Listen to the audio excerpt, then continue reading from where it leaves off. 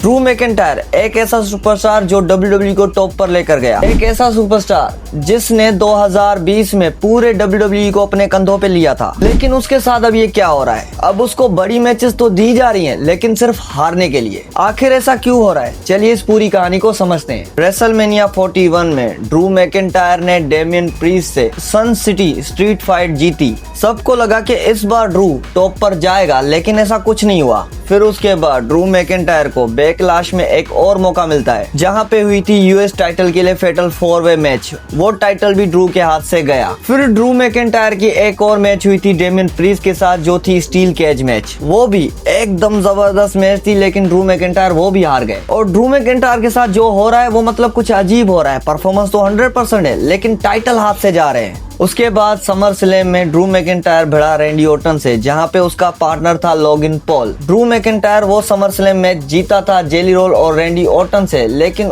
उसके करियर में कुछ खास फर्क नहीं आया। फिर एक उसको बड़ा मौका मिला रेसल पालोजा में, जहां पे उसकी मैच थी कोडी रोड्स से for undisputed WWE universal championship में। लेकिन यहाँ पे भी रेफरी की गलती से ड्रू मैकिंटायर इस मैच को हार जाते हैं। अब असली सवाल ये है कि WWE ड्रू मैकिंटायर को पुश क्यों नहीं दे रही? कुछ लोग कहते हैं कि ट्रिपल एच अभी कोडी रोड्स और सेथ रॉलिंस जैसे सुपरस्टार को पुश दे रहा है, और कुछ रूमर्स ये भी है कि ड्रू मैकिंटायर बैक स्टेज में WWE की पॉलिटिक्स पे सवाल उठाता है, उसकी वजह से उसका पुश स्लो हो रहा है। और पता नहीं कितने इंटरव्यू में ड्रू मैकिंटायर ने खुद कहा है कि कोडी रोड्स बैक स्टेज में पॉलिटिक्स लड़ता है, तो शायद इसी वजह से ड्रू को साइडलाइन किया गया है। और दूसरी तरफ ड्रू मैकिंटायर की जो साल भर की राइवलरी चली थी डेमियन प्रीस्ट से, उस वजह से भी उसको साइडलाइन किया गया, और शायद इसी वजह से ड्रू मैकिंटायर को थोड़ा सा होल्ड पे रखा है। ड्रू मैकिंटायर एक वॉरियर है, उसमें कोई शक नहीं। फैंस भी उसके साथ हैं और एक्सपर्ट्स भी, लेकिन WWE उसको टाइटल रन देने से अभी बचा रही है। शायद ऐसा हो सकता है कि ड्रू मैकिंटायर को किसी बड़ी स्टोरी लाइन के लिए बचा कर रखा हो, या फिर क्रिएटिव टीम दूसरे सुपरस्टार पे ज्यादा फोकस कर रही है। लेकिन एक बात पक्की है, जब भी ड्रू मैकिंटायर को पुश मिलेगा वो हैवी लेवल पे ही मिलेगा, क्योंकि एक वॉरियर को जितना जलील करते हैं ना, उसको पुश भी उतना ही जबरदस्त मिलता है। तो दोस्तों, आप क्या सोचते हो? क्या सच में WWE ने ड्रू मैकिंटायर को अनफेयर ट्रीटमेंट दिया है, या फिर WWE किसी सही वक्त का वेट कर रही है, या फिर ब्रॉन स्ट्रोमैन और कैरियन क्रॉस की तरह ऐसे करके निकाल देगी?